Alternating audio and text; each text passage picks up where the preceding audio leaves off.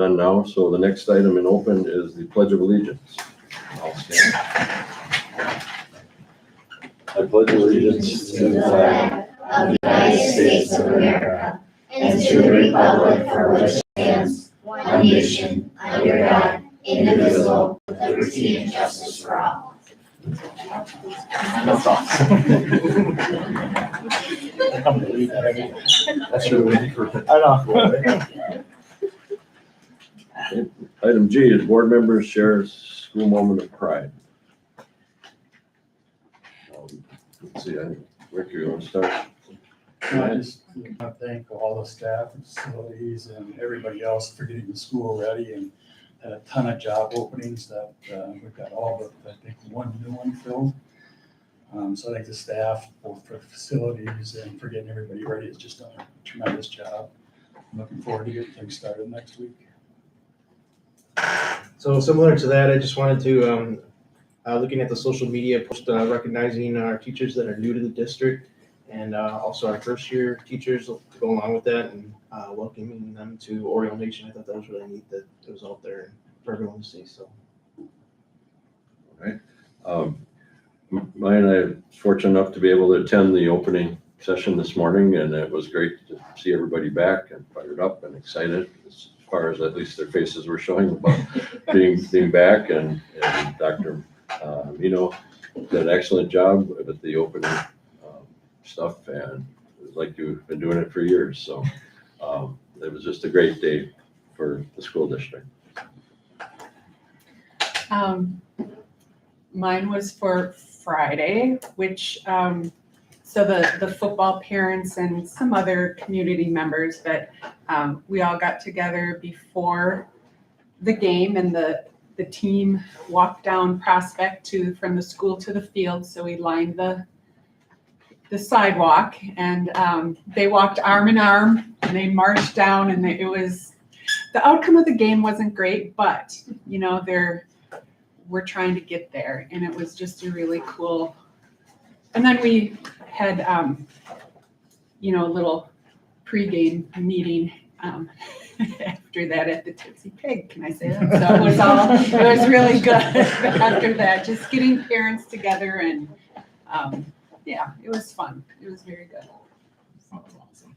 Well, I had similar to what Rick and Terry said around the staff piece, but it's pretty cool to see. I mean, you're hearing it all over the news, right? Shortage in teachers, shortage in this, and Oriole Nation is fully staffed, and that's really to everyone in the room, in the community, and the culture. But the other part is the three in front, the three rock stars that just did the Pledge of Allegiance.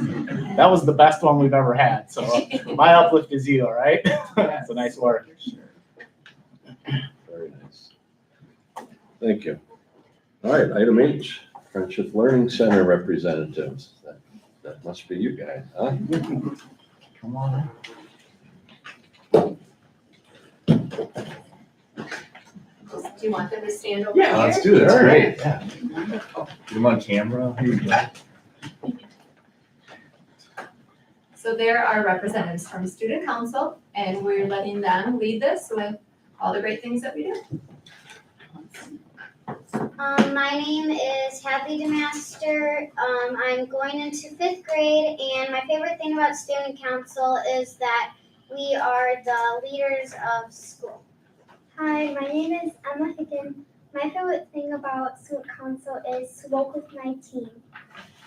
Hi, my name is Naomi Woods, and my favorite thing about Student Council is to be leaders around the school. So last year we had a Smensel sale, and what we do for the Smensel sale is that we send out these forms, and the students, they write down how much they check out what flavors they want and how much they want of that, and each Smensel is $1. And us as Student Council, we get the forms, we organize the pencils, the ones that they want, and then we deliver them to the students. And last year we collected books to make this little library. We didn't finish it, but we're going to finish it this year. But it was so that kids could come up and get books and bring them into their classroom. And when they were done, they would have their teacher bring them back down into the library. Last year, we celebrated Kindness Day. Kindness Day is where we make posters and we greet students outside before school and hand out notes or items. So, like she just said, we greeted students in the front of the school. So we had a group, and then we made posters and with like kindness quotes or just kindness things. And then in the front of the school, we came early, and then we held out our posters and greeted the students. And it was really fun.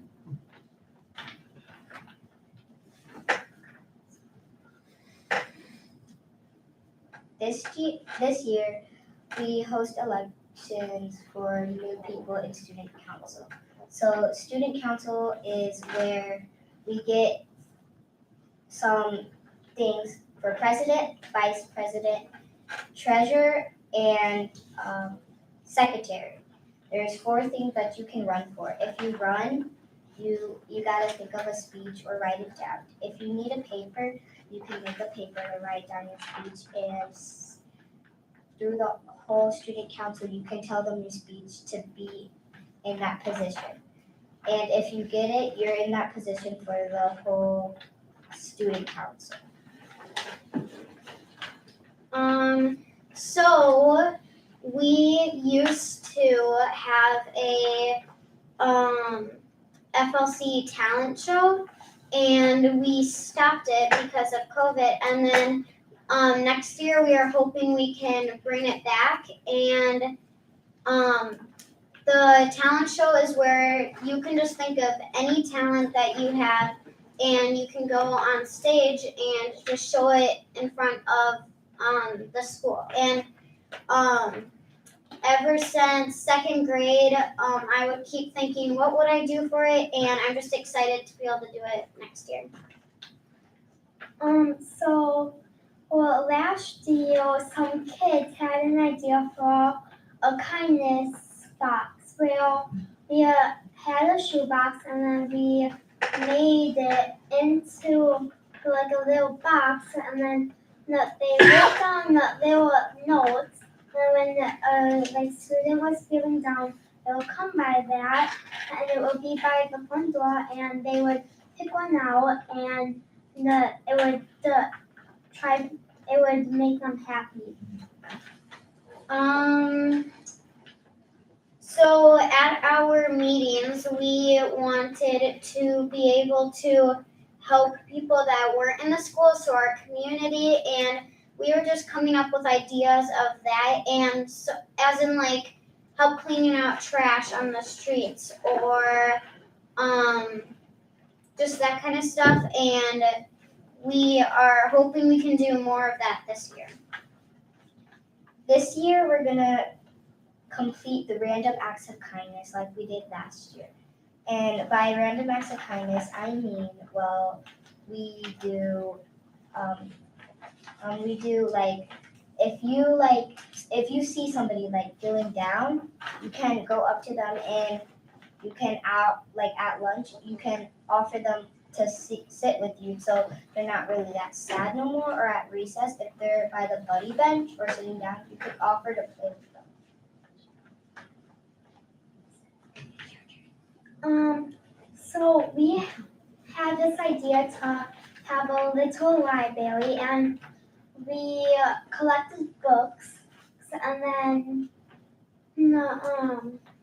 so we hope this year to finish building the little library. We have to talk to our high school students to see if they can help build a new free little library, and it will be in the new front of our building, so that kids could come and collect some new books that haven't been in the old one so long. Thank you for listening to our presentation. We're hoping we can do student council next year.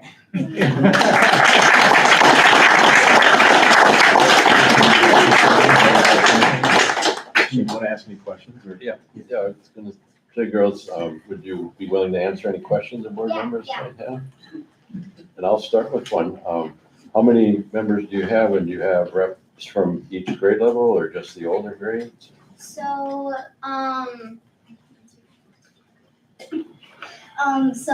so student council is normally for 4th and 5th graders because 3rd graders I don't think could handle that much because they're still in a little grade. But 4th and 5th graders I think can handle it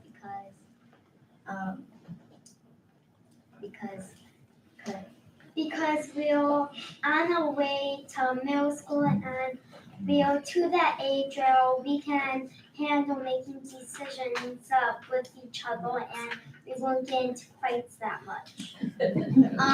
So you said how many students are usually in it? It's usually like 30 to 35, and to be able to be in student council, you have to be in 4th and 5th grade, like Naomi said.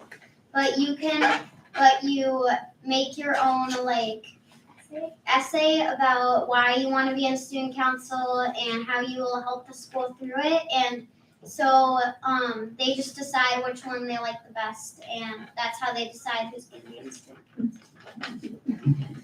Normally they let everyone. Even the 3rd graders? Just the 4th. Anybody else? That was the question I had, so. You said kindness posters you all make, right? Yeah. Could we all make one? Yeah. And if so, when does it due? When do we have to have it to We you? can have them on the first day of school and stick them up. Oh, okay. Quick turn. All right. I still got it. You wanna show them? So I made this for the kindness box. It says smile. It looks good on you with all of the red, orange, yellow, green, blue, purple. And then it looks like this. Awesome. Oh, very nice. I made it last year in student council. Great. Yeah. Well, thank you very much, ladies. You did a very nice job.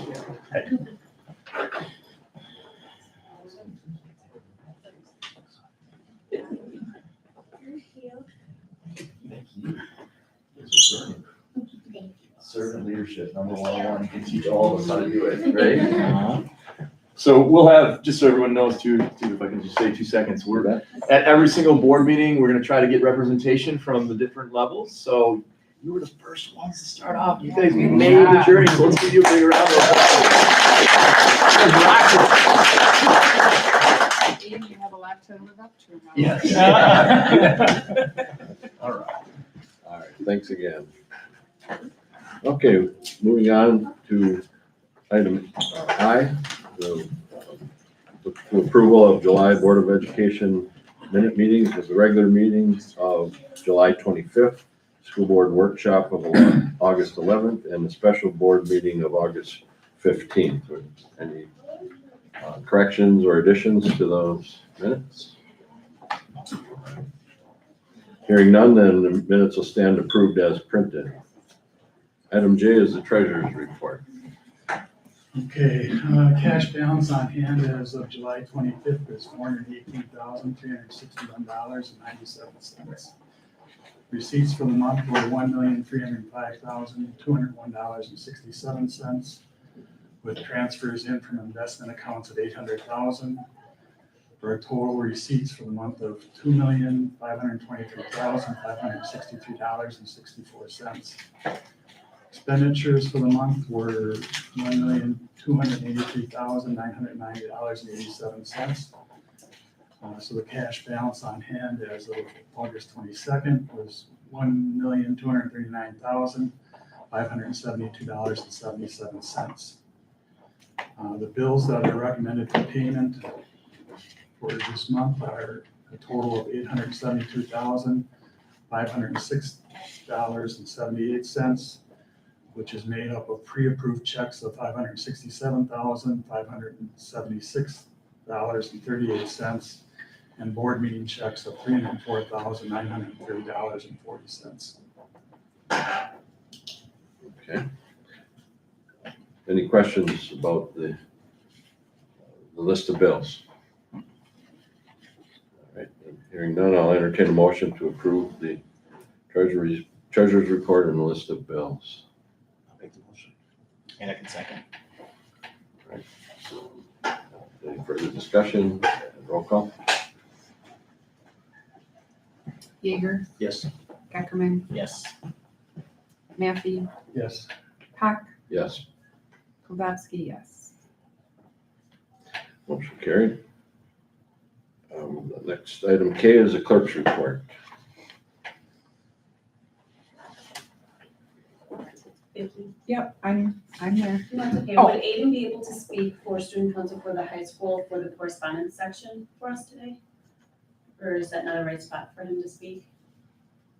Um, Or what would you, he's here to represent, Yeah, um, that's right. It's this, the incoming president, right? Yeah. Yeah. I don't know what.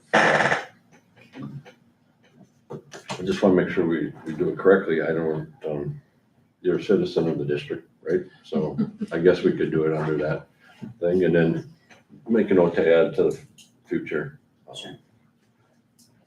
agendas, so. All right. So am I up? But, yeah. Okay. So there were no correspondences, donations, all to tools, NDT inspection service, $1,000 for backpack buddies. Everybody this time is backpack buddies. North Fond du Lac Optimist, $1,350, plus $700 for STAR program at FLC. And then Kathy Morris, $50 for backpack buddies. So thank you to all of them. All right, thank you. So now I'll open the citizen input or citizens comments portion of the meeting at 7:24 PM. Are there any comments from citizens? All right, come on up and introduce yourself. We got to find your place at the meetings now too each month, so Okay, we'll great. get back to you on that. I'm Aiden Fowler. I'm the high school's student council president, class of 2023 president. I'm also the Key Club president and the National Honor Society treasurer. Along with those responsibilities, I also hold a statewide position in Key Club. For student council, our upcoming officers, myself, President Nate Gint as vice president, Leslie Aguirre as secretary, Natalie Wolf as treasurer, Mekhi Ackerman as historian. And then we've also began our planning for homecoming this year. So with our last meeting, we already came up with those class colors. The seniors have pink and purple, the juniors have black and mint green, the sophomores have silver and teal, and the freshmen have brown and red. Each of those colors one of those colors is assigned to each class. They get to choose another one that goes with that. And then we're excited the senior class is excited to announce that our theme for this year for homecoming is Hawaiian. And those homecoming festivities will start the week of October 10th. For National Honor Society, our board this year is Lexi McCourt. She's serving as our president. Jack Stepbacher as our vice president. Kiana Schraubnagel as our secretary, and myself as treasurer. And then for Key Club, I'm our president. Luis Garcia is our vice president. Kiana Schraubnagel is our secretary, and Faith Tillman is our treasurer.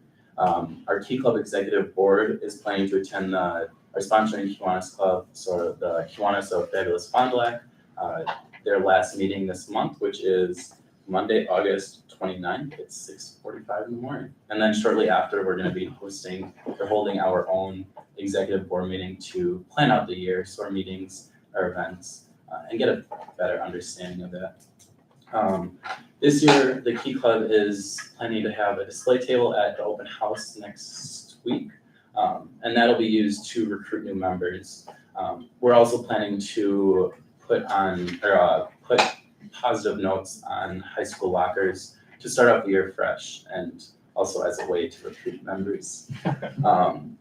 I'm currently working with our activities director in the district to open up a builders club. So that is the middle school equivalent of a Key Club. The North Fond du Lac Key Club and our sponsoring Kiwanis Club will help sponsor that club for the middle school.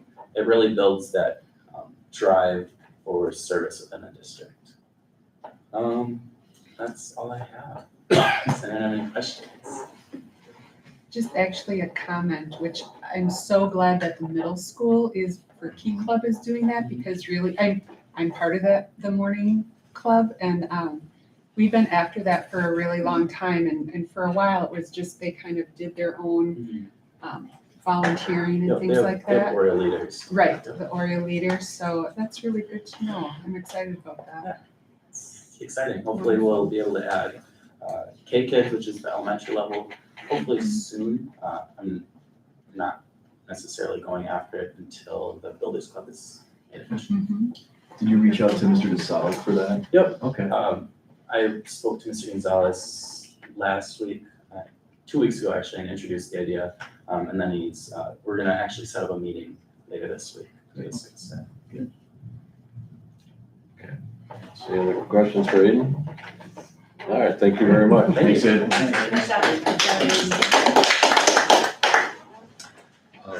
I guess for the record, I'll ask if there are any other comments from citizens. I don't see any out there. So.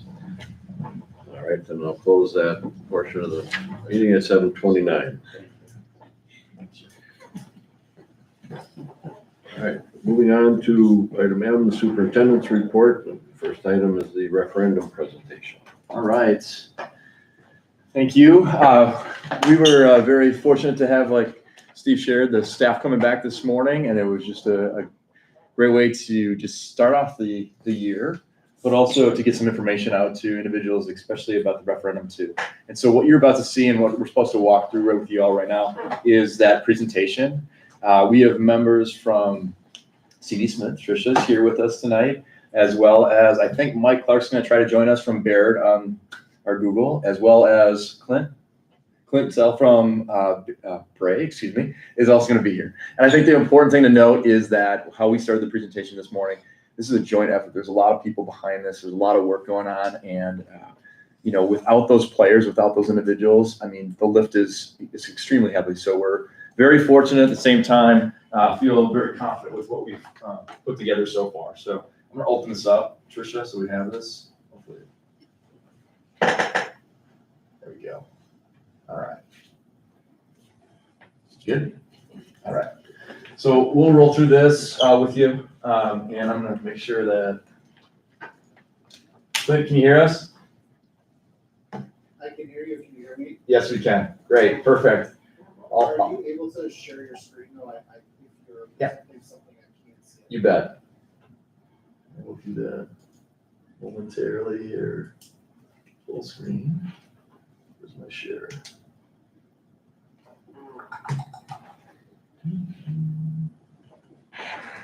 There we go. Tab. And we want presentation.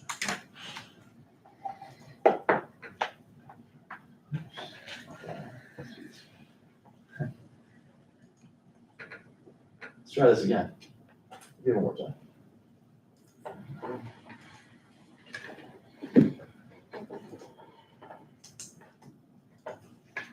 All right, can you see that? Okay, perfect. All right, so we went through the introductions. Bray, C. Smith, Baird, as you all know, and you've also been at the table with us walking through some of those things as well. Moving on here. Again, we shared this with all staff this morning in the Commons at Horace Mann. The district highlights first project 1999, expanding and renovating the middle school and high school and built an auditorium. Obviously, making a pretty big project there already. And then project 2 in 2018, expanding and renovating Friendship Learning Center, which we get to be in right now. Secure the entrance of the middle school and high school and maintenance improvements at the Early Learning Center and middle school and high school. So a lot of work was done just, recently too, and great things were happening. The big thing is in enrollment, 2017 to 2027, the school district of North Fond du Lac is projected to grow by more than 300 students, a 23% increase. Get some numbers later to show you that, how that affects our work. So we started off with like major challenges, just sharing like, hey, this is our current state, being real with what we have. And so then we can look at what does that desired state look like, and you'll see those in the possible solutions here in just a minute. The three challenges that we're really focusing on here are the operational maintenance expenses, and that's the operational, bullet for one, the first voting bullet for that, and then the second two are under the capital project. So that's that second question, and that's the middle school capacity as well as the high school capacity. All right. Differentiated by the colors, we get the yellow, we get the orange, operational, capital. All right.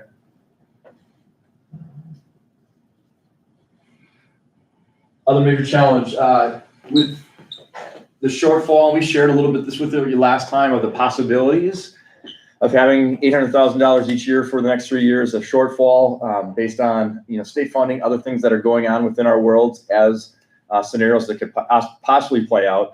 But obviously that makes a big effect on what we can do, how we can make things happen, especially just keeping up what we have and making sure our programs are successful with what they have right now. Okay. So this is a picture of the middle school capacity, the second part there, and we put the graph on here, and you all see that maybe in front of you right now, but the graph is just showing this growth from 2021 all to 2025. And if you look right now, existing building capacity is 374 to 432, and these are numbers that we worked with Ray, making sure that we had those accurate numbers with what we had. So, and then the proposed building capacity is 414 to 484. The projected enrollment in 226 to 227 is 416, allowing some room to continue to grow even after that. We are very fortunate. We're one of the school districts that are growing in the state, and we shared that this morning too, that we have that ability to keep moving forward as a full district. The high school capacity, see the same lines on there, 2021 and 2025, up on the dash. Projected enrollment in 2026 and 2027 is 510. The existing building capacity is 406 to 447, and the proposed is actually 538 to 591. Right, so there's keeping a little bit of space from the 510 projected, still allowing some room to continue to grow as we might see in the years to come. So proposed solution, Clint, have you go. Does that sound good? That's, actually, if you want to take this one. Okay. Yep. Sure. You bet. So operational funding. First question on the ballot there for us to all look into is maintaining the current programs and services. Okay, we are very fortunate in the school district of North Fond du Lac to have really great programs. You just saw these students here. I was like, there's a lot of good work going on, not only at the FLC, the early childhood, as well as the elementary, as well as the middle school and the high school. So we're fortunate we have those. We want to continue those. We want to be able to continue to make sure that we have the programs and services that we have right now in the future as well. Two, the optimized class sizes across the district best meet students' achievement and growth and needs. Right now, we have really good class sizes within our area. That isn't necessarily true throughout the whole state, but it also helps with us making sure those programs and services and that learning makes happen within our classrooms itself. The third is attract and retain high quality staff by paying salaries that are aligned with neighboring districts and nearby companies. Competition all throughout the state is going up all over the place, and we want to make sure that we retain our staff, our good staff within North Fond du Lac, so they keep providing those programs and services to our kids and the learning keeps happening. And then the final is to heat, clean, and operate the additional space needed to accommodate those growth. So keeping the actual maintenance up so we can make sure that we have electricity, all those wonderful things that are going on within our worlds too. All right. All right. Clint, you ready? All right, let's do it. So before we jump into Bessie Allen and Horace Mann, there are a few other items we're going to address in the Learning Center and Trevor Way. So the Early Learning Center will be able to remove the old part of the building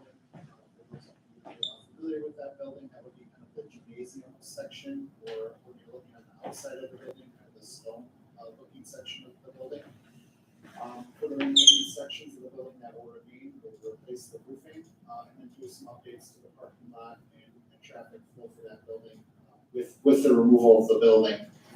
Also looking to update the playgrounds or add some additional playgrounds at the ELC.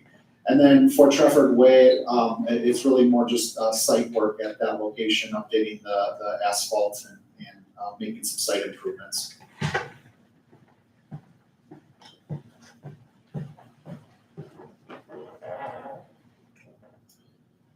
As we move on, so when we actually went back and we did the 2018, kind of as part of that process, we did look at some potential expansion of the middle school and high school at that time.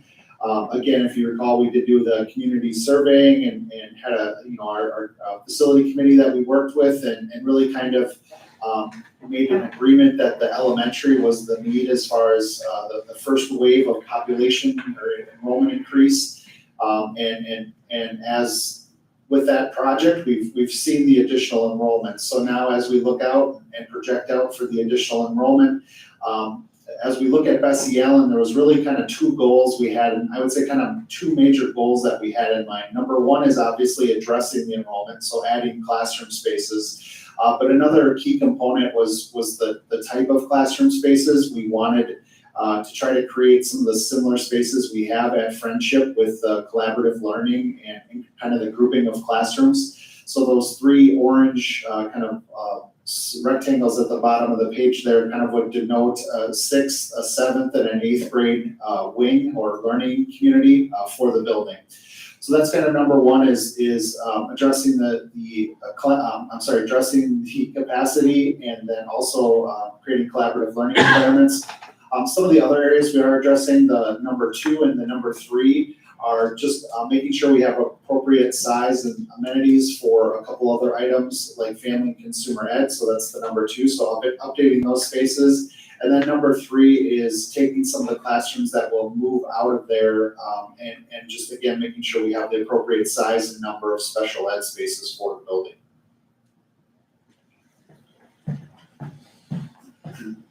The number 4 obviously just denotes some additional HVAC work that will occur at the building.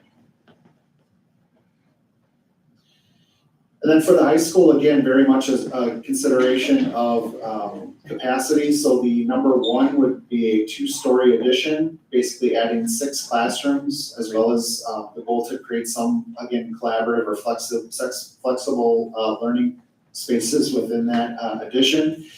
The number 2 is really responding to, I think, even just a current need in that building. The cafeteria is pretty tight, a lot of kids in there at one time. So expanding the seating for the cafeteria, number 1. And then number 2, also updating and creating a serving kitchen area. So right now that equipment kind of spills out into the cafeteria, again, taking away seating. So the number 2 really just addresses the need for more space as we add more kids to the building.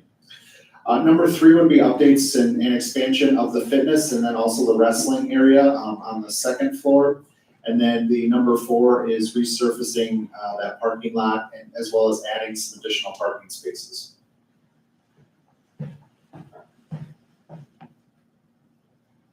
right, thanks, Clint. Just make sure. Anyone else there? All right. Maria, you're gonna step in if that sounds good with you. Can you do that? I can. Okay, cool. All right. So for question 1, the 800,000 for 3 years, that would be, it's a non-recurring referendum. And the tax impact on that would be 33 cents. No, 38 cents, sorry. And then question 2, the 18.5 million, and then it breaks down by building what those investments would be to add up to the 18.5 million. And the tax impact on that would be 50 cents. The mill rate.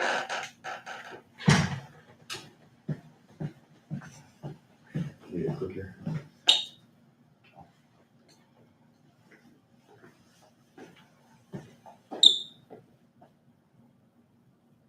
And I'm sorry. It's okay.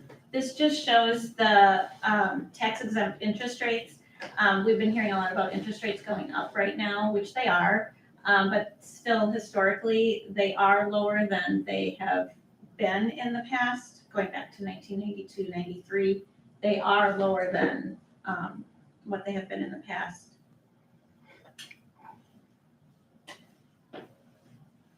And then the next slide shows our tax mill rate. The history there since 2017. And we had talked about the tax impact total would be about 88 cents on top of what that tax rate is right now. It would still, so it would be about 10.08. It's still lower than what it was in 2017 at 10.27. And I think that I was hoping that next slide had the impact on, like $100,000 house. It does. It does. Does it? Yep. So that bottom line, I think. Oh, sure. Yep. So, so for question one, I'm sorry, I'm pinch hitting for Mike Clark here, so I'm trying. You're doing great. He's in Osceola doing their board meeting. Yep, so the tax impact for question one is $38 on $100,000 on a $100,000 home, and then question two would be $50 on a $100,000 home. And then if both questions are passed, it would be $88 on a $100,000 home. I just do want to bring up, Mike and I talked today because our equalized values went up 18%, a little over 18%. Normally they've been like 3%, 4% at the very highest. The state average is 14%. So I called him right away because I hadn't seen anything like that before.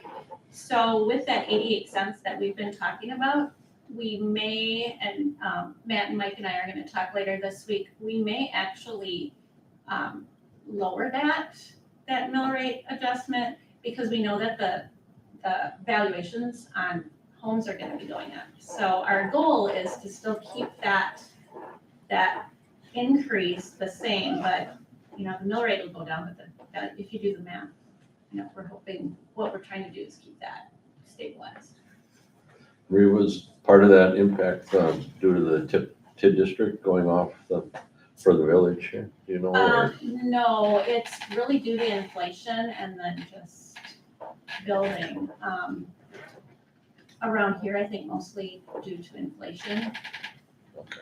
And then every municipality is going to be hit differently. So like, I was just looking at the report and for example, the equalized values, and these are just estimates yet.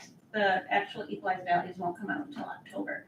But the estimate is showing the village going up 25%. And then at the lowest, it is the city of Fond du Lac at 11%. So, yeah, on average, 18%. So we'll work on that and we'll come back with better numbers. This just came out last week, so we still need to have a conversation about that. And by working on this, in some other areas when this has happened and it gets to be January and people are like, well, why is it so? Because they never thought ahead of that to make the adjustment. And those adjustments are things that we get to do and look at together with Mike Clark and make sure that we're still in that same ballpark. Mm-hmm. So people don't feel that, oh my gosh, here we go at that one time. Is that fair, Maria, what I'm saying? Yes, Okay. absolutely.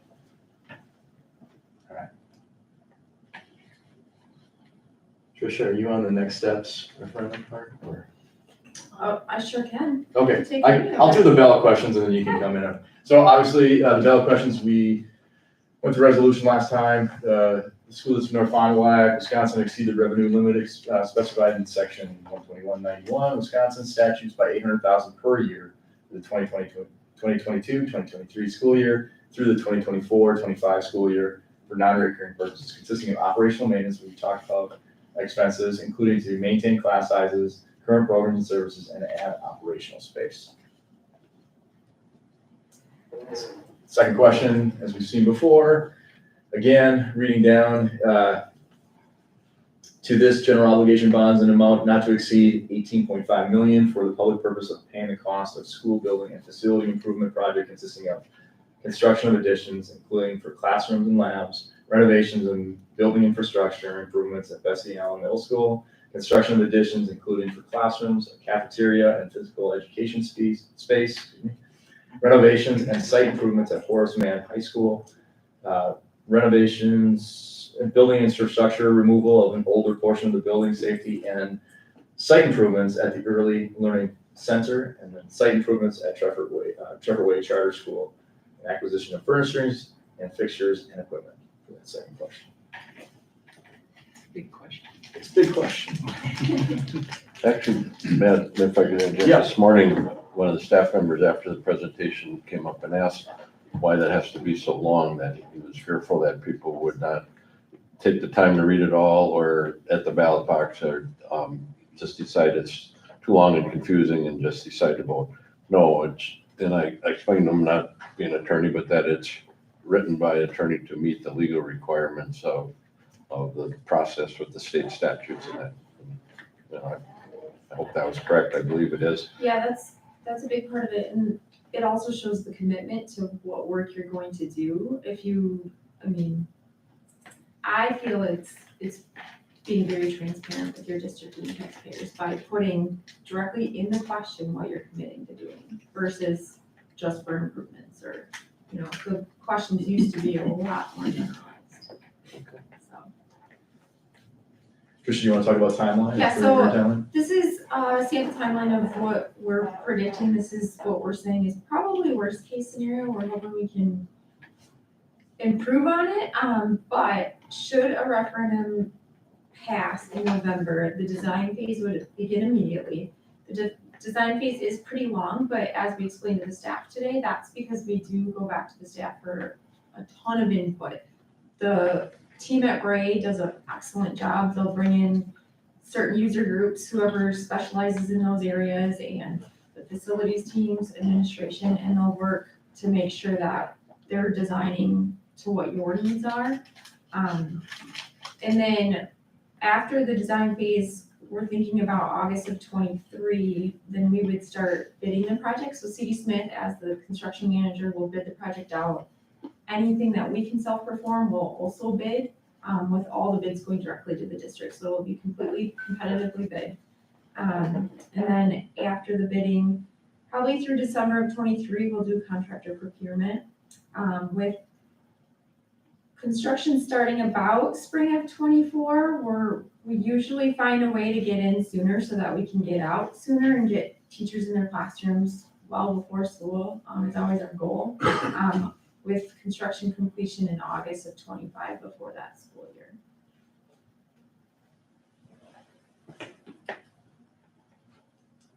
And then, and we started putting information out, obviously the informational meetings that are coming up on the 10th, 19th, and 27th, all at Horace Mann High School, starting at 6, inviting people to come in and learn more about it. Also, our website is up and running in a great way, and you can go right to that site and learn all the information that you just had, and this presentation will be out there too and available for people as well.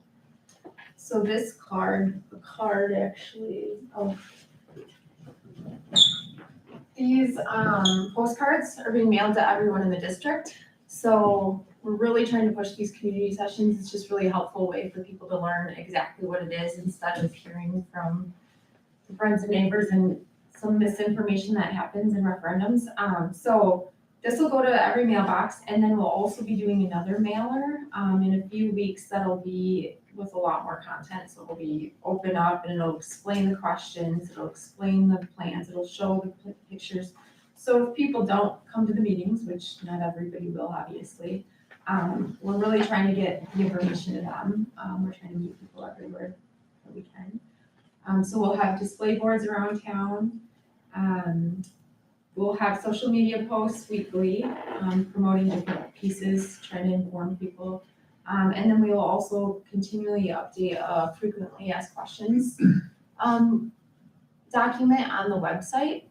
And that's something where if we're hearing anything consistently asked and there's any confusion, we'll post it there, but then we'll also use some of that to, if we need to, create a video or a specialized post, just something to get out there what's really, and we can also adjust the presentation. So this is our presentation that we're planning to present to the community, but should we get continuous questions that are consistent, we can add slides. And that's something that I encourage board members to be active in. So if you're hearing things, you're a big part of the referendum. And so if you're hearing questions or you think something's not even what you saw tonight, if there's something that you're like, that maybe it wasn't explained well, or there's more information we should be sharing, by all means, give us that feedback, because we want to make sure people truly understand what is in the questions. This morning too, when working with staff, we had Post-its at each one of the tables. They could write down their questions. We even opened it up for any kind of questions right away for a little bit. Very few questions. I think more of it's like that next phase of what does this look like? And, we really talked through exactly what Tricia said, is that planning time that we'll have with staff to walk through this and make it what we need to get it to. So that, and then one more thing too, I'm also traveling. We call it the road show. So we're gonna get out to the Optimist. We're gonna get out to Town of Friendship, the Village. I think also the Chamber in Fond du Lac, those kind of areas, and setting up a similar presentation, probably condensed to more like a 10-15 minute. But we're just trying to get and hit every single venue we possibly can to share information. Any questions? I have one, just so I have it straight in my head. So the construction start, and I know it's all, a couple of weeks here and there, a month, whatever. So it is spring of 24, complete in August 25, so that's like a year and a half later, right? It's not like August of 24-25 school year. So portions will be done before that school year, so And I we, guess, right, that's my other question. Yeah. Is it, we're doing one school first? And I don't even know if you can answer that question. so but- the difficult thing with schools is our biggest goal is to stay out of your way. So immediately upon the past referendum, we'll start phasing, as they're designing, we're phasing that out so that we can be as efficient as possible, but a lot of the work happens in the summer. Right. So those 2 summers are usually important because the additions, like that can happen while school's in session, and then some of the renovations kind of are phasing things, but yeah, this is definitely worst case scenario. And we probably won't know until we get closer, but is that something that we may have to change school start or end times? Usually we Dates? don't, and with the scope of this project, I would not predict that. Okay. For example, Fond du Lac schools, over the last 3 years, we're just finishing phase 3 of the renovations, but we've basically gone in and renovated all the interior spaces, and we get a lot done in the summer months, so. I think we did just for a couple weeks, did we, when we did this school? So I was just curious. It's probably not, well, it's still a project, probably not quite as big as. But, all right, thank you. Other questions? Anyone at this point? Want to come, Dave? You want to say anything on behalf of the team too? Because Dave's also part of that process with everyone, just so everyone knows. Just to answer Vicky a little bit more, when we did this project here, Smith had gotten the addition done, and so we did a major move in April. And we cleared out basically this whole quadrant, so Chad and his guys could get in here earlier to get done by that August, and we needed every bit we could. They pushed it to the max, so. Yeah, I'm not against it at all. I'm just curious if that might be a possibility. We had some classrooms where there's pounding on the other side, but Yeah. we made it through. I think we're in that kindergarten, first grade Sometimes class, it's we're all gonna become contractors. And that's actually our goal. They're distracting outside the window. Really meeting kids in the trades, so we will promote that as much as possible, and we do actually, when the projects happen, we do promote kids coming in and touring the sites and things like that, safely. Very good. And that's really it. Bessie Allen, once they get, if this happens to go, they'll get the new section done, well, then they have that whole interior part of the existing that they'd have to get at. Right. So that's quite a bit too. Tricia, thank you very much. Clint, thank you. I know you're in the digital sphere. And Maria, thank you for pinch hitting for Mike tonight. So, Clint, have a good night. I'm gonna shut you down, okay? Just wanna stay Thank you, guys. Thank you. Have a good night. You too. Bye-bye.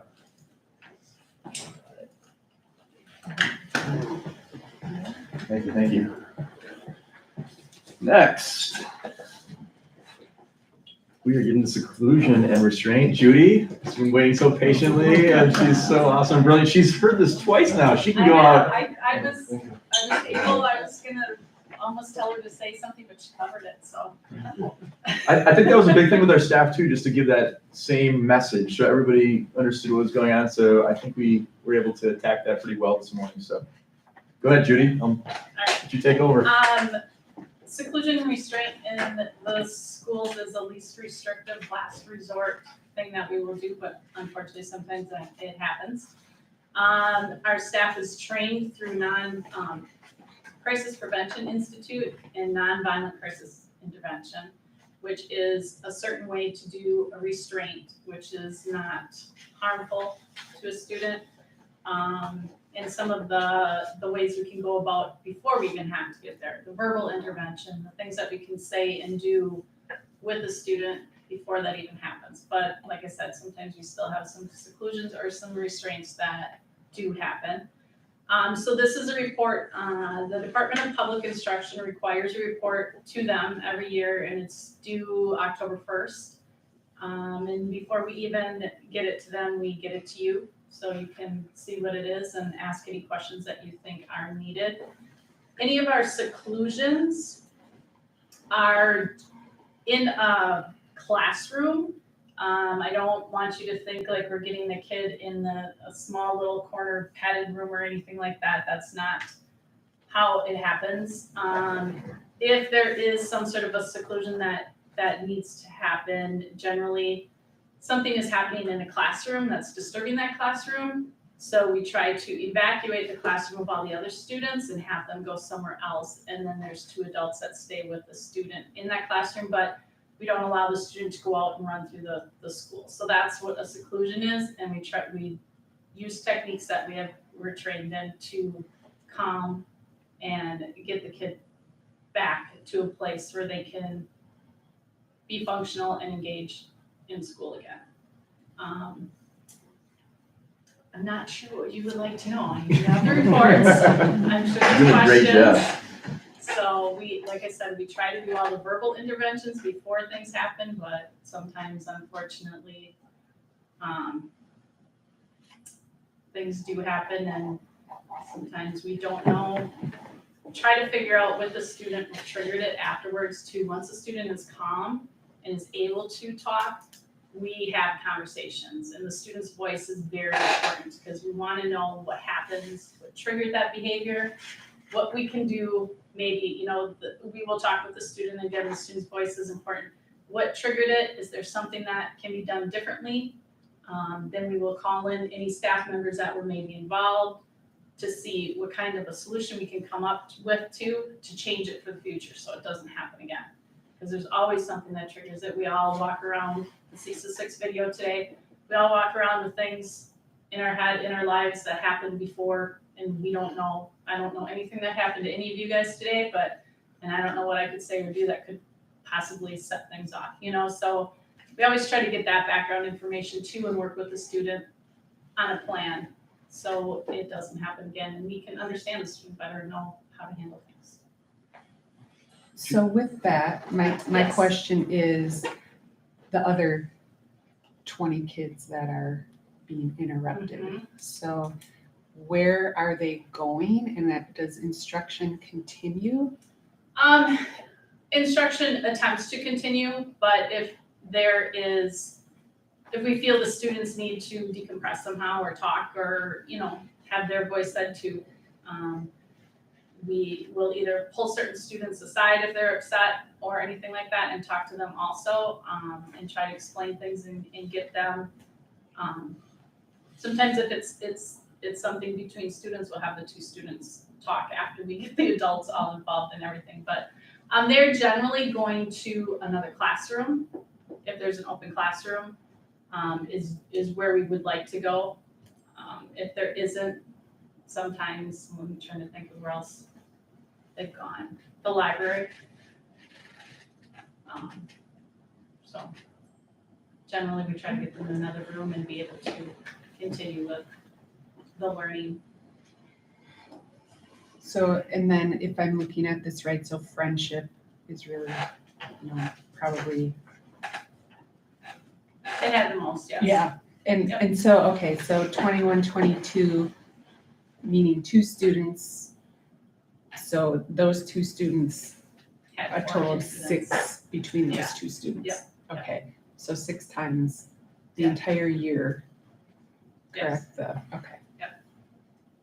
much lower than it was, but, And not that, still like it lower than that. right, and that's, I mean, that's correct, I agree, but well, it's a lot lower than 38, so. It is. In, We've a changed few our- years before. Our trainings and our. And I- groups. And I do, and I think that's awesome and it's lower. Again, 6 times isn't a lot, but It's I'm not concerned nice. about the other ones Yes, that yeah, and we are do. being interrupted with Yeah, what's it happening. interrupts, we try our best to intervene before that would happen. Yeah. And, try to get things get the students out before it gets to the point where it's really escalated.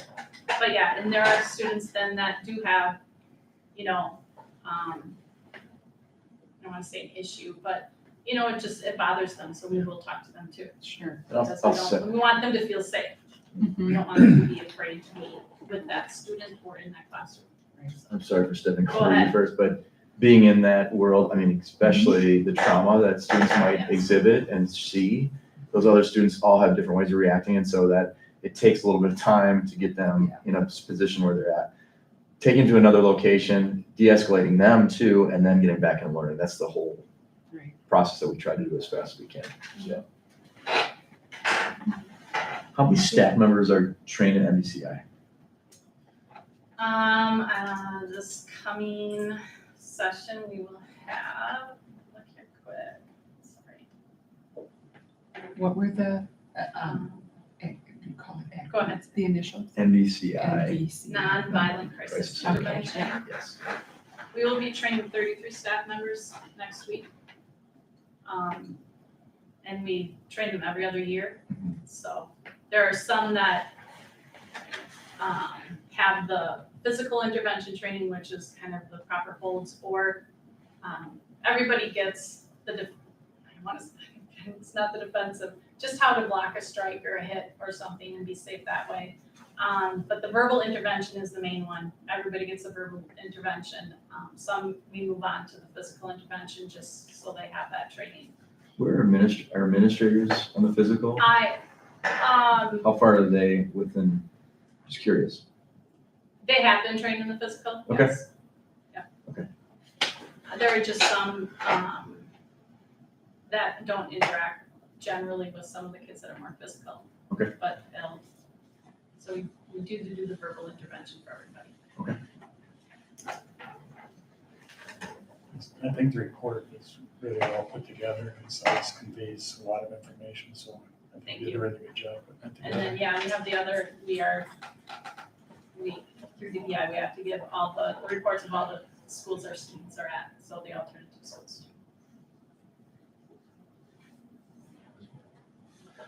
All right. Thank you, Thank you, Judy. Judy, appreciate it. Moving on, safe return and in-person instruction, continuity of services. That's on the very last portion of this packet, I believe. We have to fill this out for DPI, okay? This is something that we have to do on the annual, and part of that reason for that is for ESSER funds, so that we're in compliance, but also letting people know where we're at.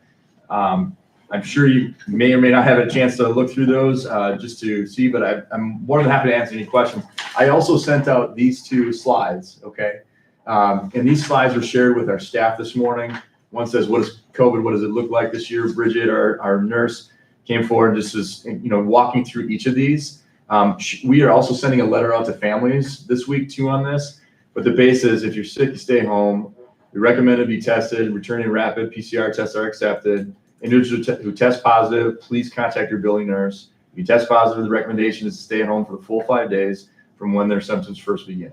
Students and staff returning from COVID on day 6 is highly recommended to wear a mask through day 10. However, it is optional. In order to return on day 6, you have to be fever-free for 24 hours and symptoms have to be improving.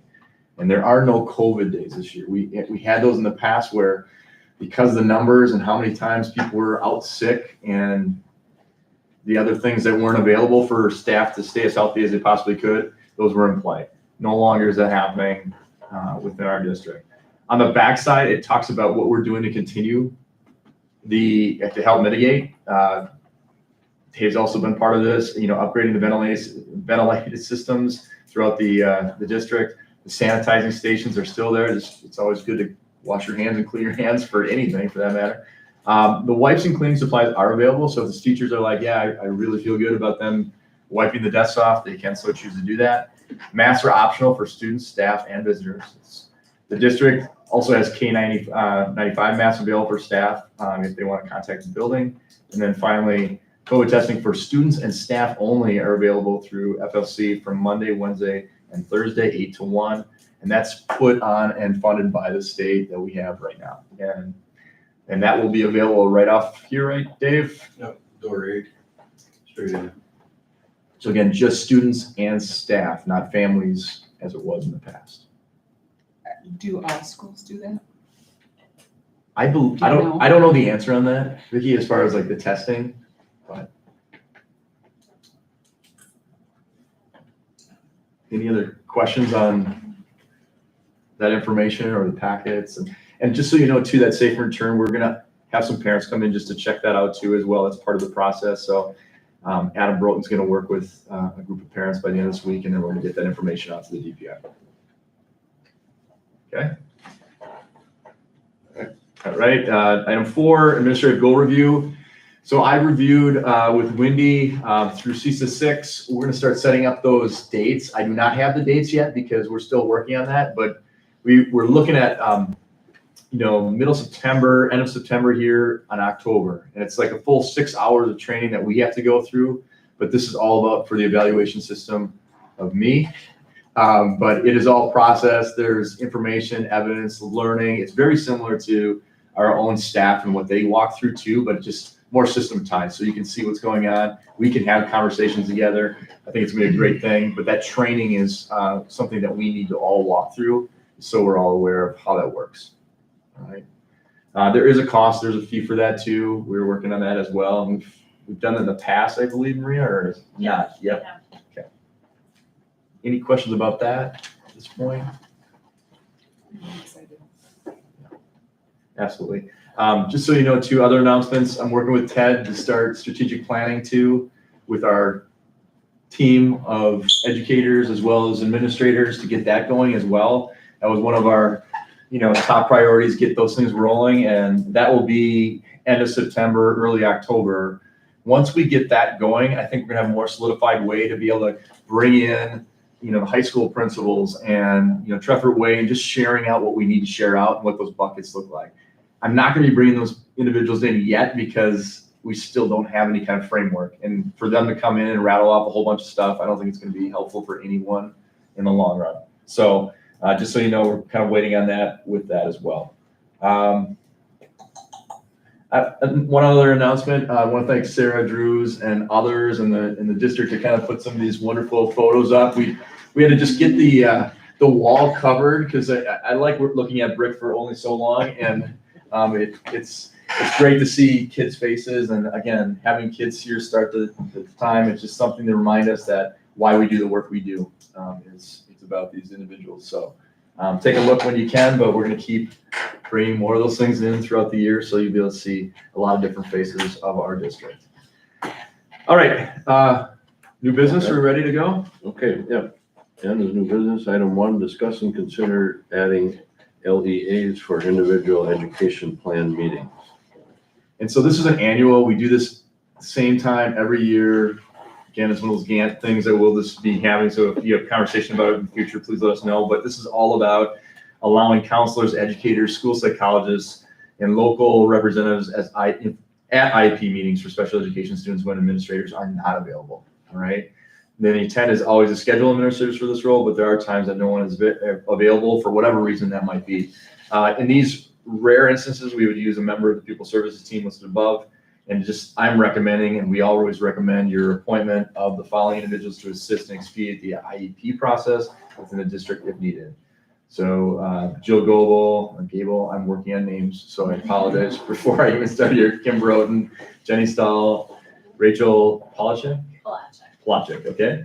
Erica Harbath, Colleen Anhaltz, Blair Krieger, Judy McCowan, I get to see her, McEwen, yeah, thank you. Karen Bartlett, Mark Bartelt, and special education educators. So just gotta get your discussion and approval to go forward with that. Entertain motion to approve the motion as presented. So moved. Second.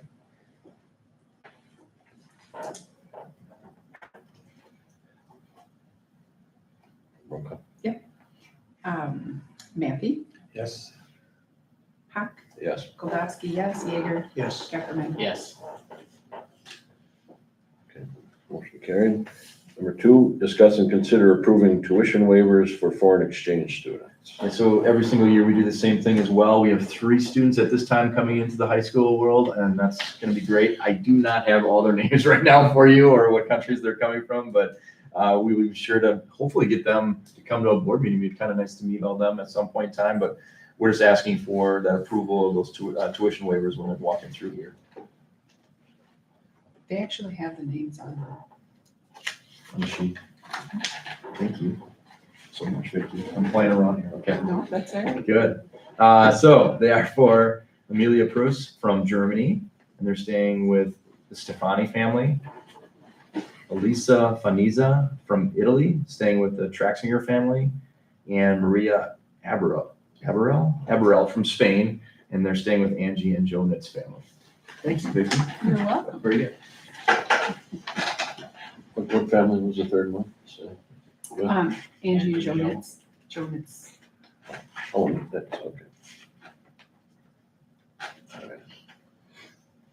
All right, I'll entertain a motion then to approve the tuition waivers for the foreign exchange students for this school year.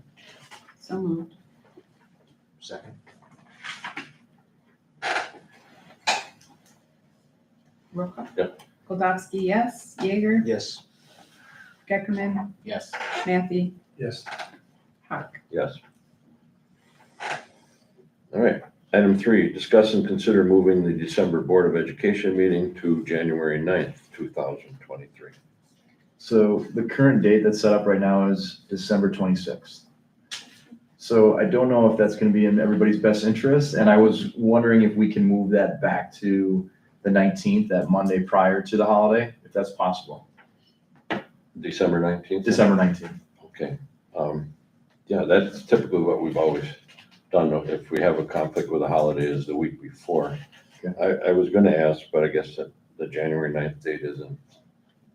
I think if we go on to January 9th, then we're taking quite a bit of time before, just catching up on whatever that December month is, and then it's a while until we have that next January. So I just felt like, and then coming back on January 9th, I think it was a Friday on that, so that would not be ideal for us as well. So that's why just looking at the calendar and looking at the 19th might be better for all of us within that frame.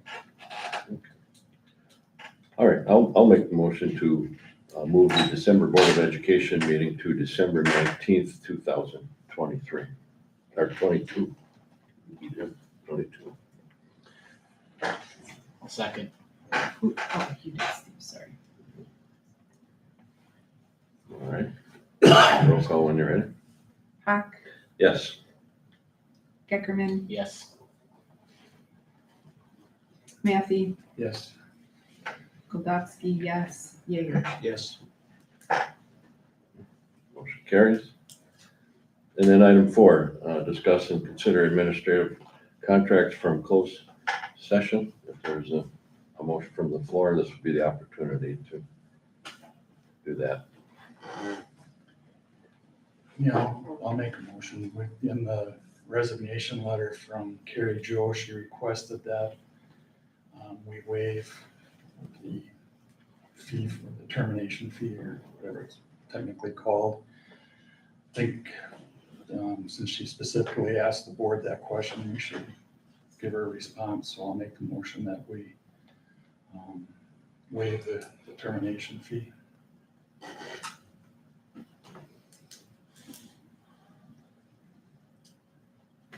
All right.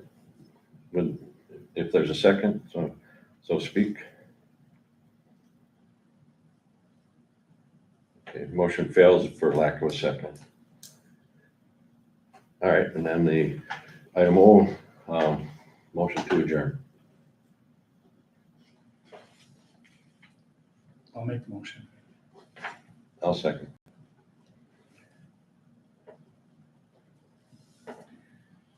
Matthew, Yes. Hawk, Yes. Goldowski, yes, Jaeger, Yes. Ackerman. Yes. Okay, we're adjourned. I just want to clarify, we did the motion on the last item, include the name. I don't- Right, good night, Oriole Nation. Carrie Jo. There wasn't any.